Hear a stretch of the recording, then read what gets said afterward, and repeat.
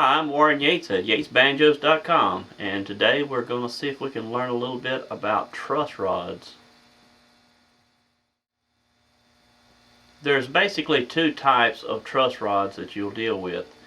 One is a single rod that only pulls one direction, and the other is a double directional rod that you can go either direction.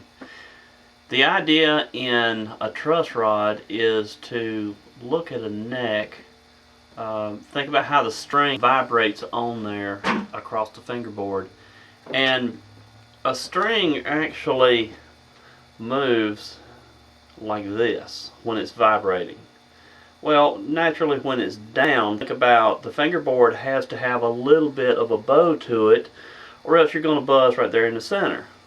Now, of course, if you play it too hard, you're really going to buzz down in there, but there's within reason.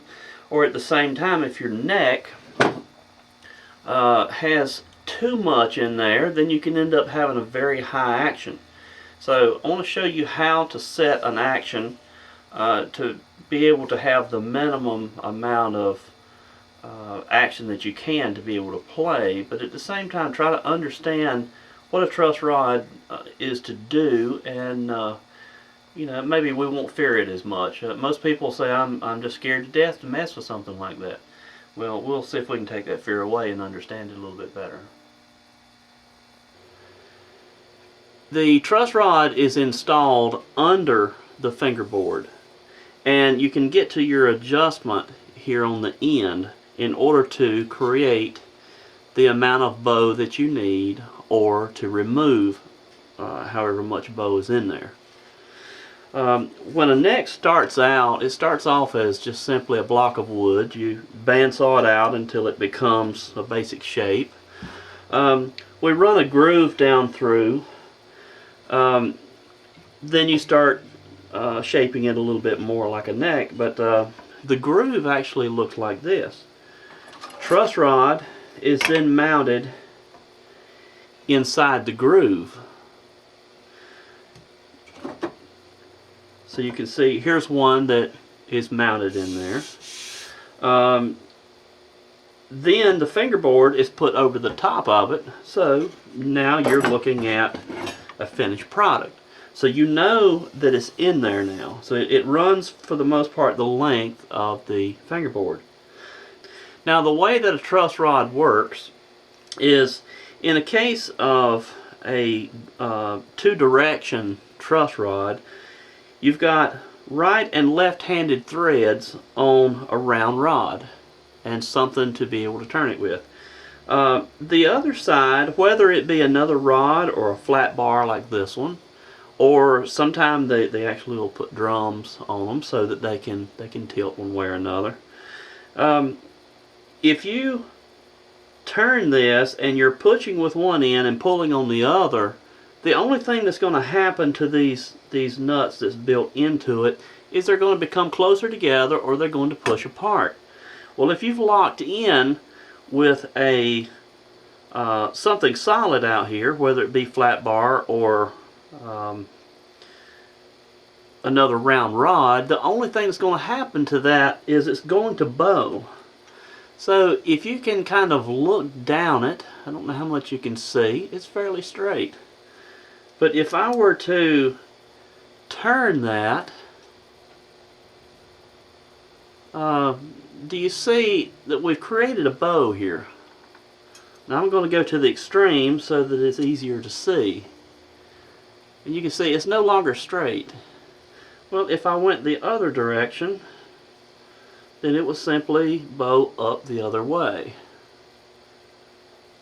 So when this is locked inside the neck with the fingerboard over the top, the neck has no choice but to go with the rod. So the rod is a very good thing to be able to adjust. And as you can see, you don't have to turn very much. Look at the amount. Okay, we're basically straight. Turn a little bit and you put a lot of bow. So don't think that you really got to turn a lot. And the amount that I just turned was an extreme amount, so chances are you don't have to move very much at all and you've adjusted it. There are also other kinds of truss rods that are single rods. Many of the pre-wars, the banjos from the 30s and so, they used single rods, but they didn't put them in straight. If a rod is put in straight, is my opinion, based on my experience, if they just pull straight, they don't do anything.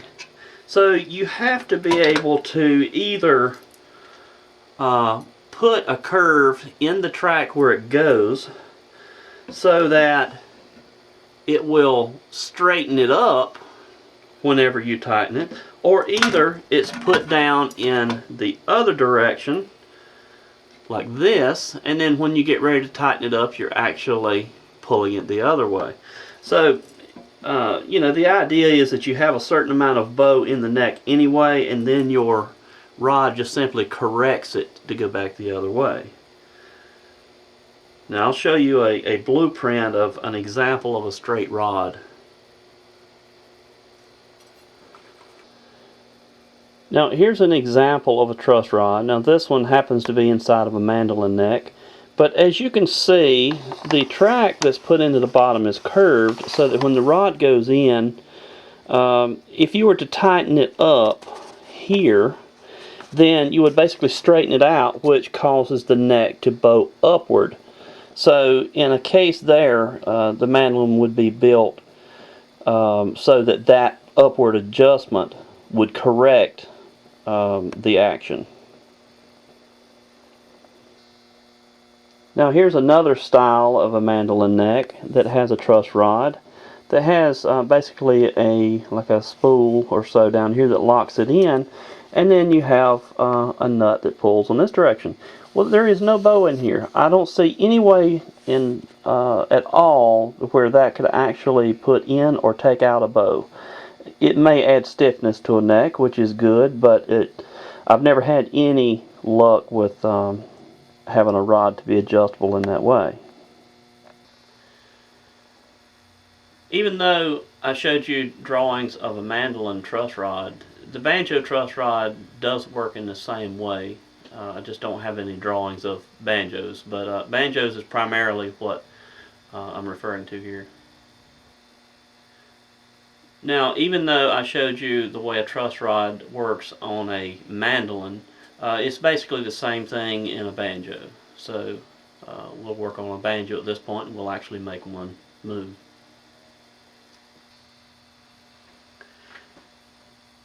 Now, we're going to check the position of the truss rod in this banjo. So the first thing that I have to do is to be able to remove the truss rod cover from the banjo peg head. Now, sometimes this area here, the way truss rods will work is sometimes they actually protrude into that screw a little bit, so you may end up having a screw that someone is cutting the point off of it so that it doesn't actually run into it. So do pay attention that when you put the screws back in, put the short one here. In this banjo here, my truss rod is recessed back out of the way, so you won't find it in that way.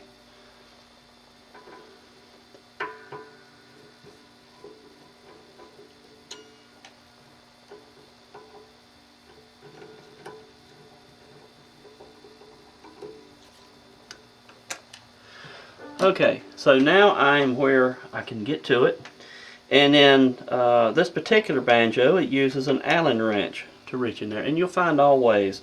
There's sometimes you'll use a tool like this to be able to reach down into it and turn it.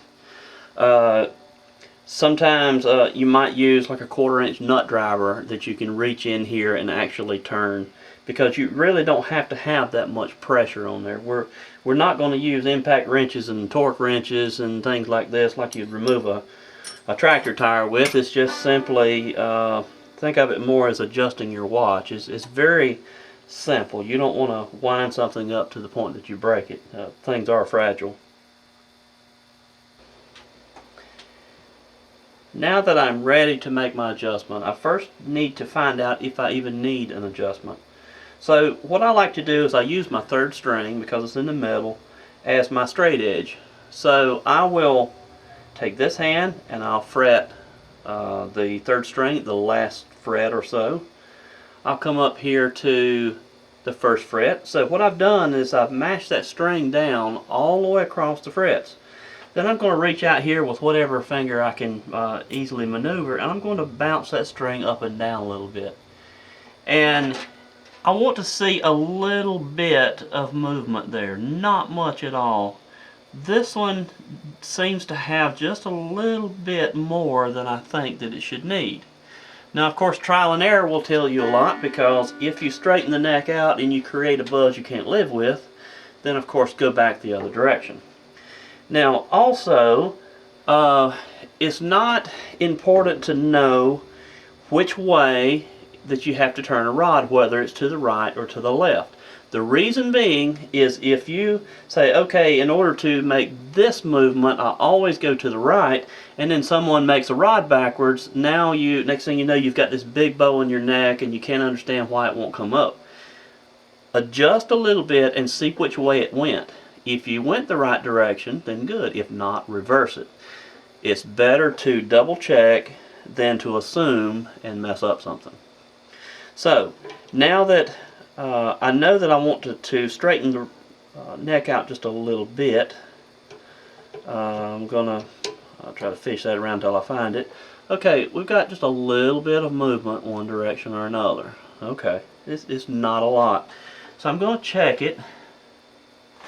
I'm going to take a little bit out, and let's see what that direction does.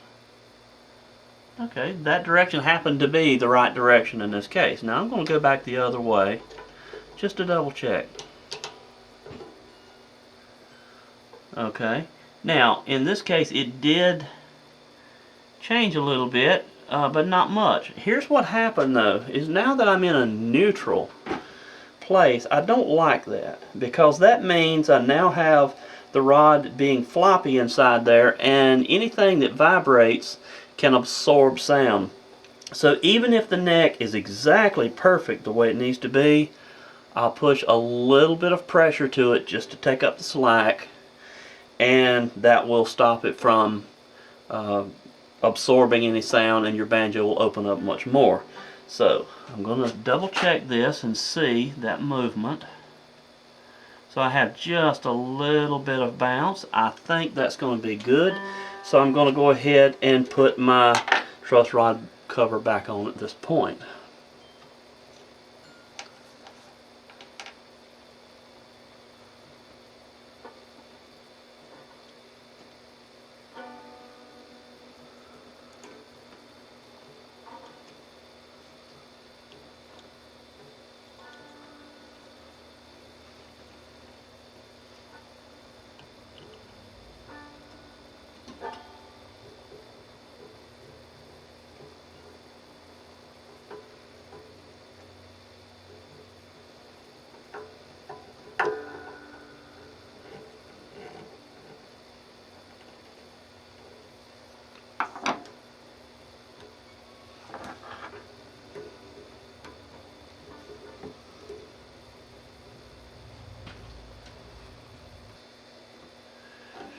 Now, I made my adjustment laying down on the table, which can actually put a back bow in here. So when I picked it up to try the effects and see what I really had, I still had a little bit too much.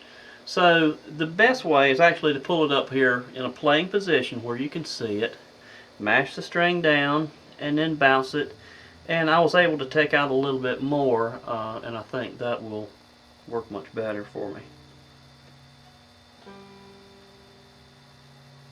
Now, adjusting the truss rod is not the only means of setting action on a banjo. That only takes care of the amount of bow that is in the neck itself. I'll try to touch on some of that in another video at some point. But meanwhile, just do recognize that things do change. If your banjo seems to go dead, it could very well be that the truss rod has hit a neutral point and simply needs to have the slack taken up. If the action becomes too high or you create a buzz, you can move the fingerboard closer or away from the strings and should be able to correct this problem. So check these things once in a while and try to keep your banjo working to its maximum potential. As always, think before you act. Don't tear up anything.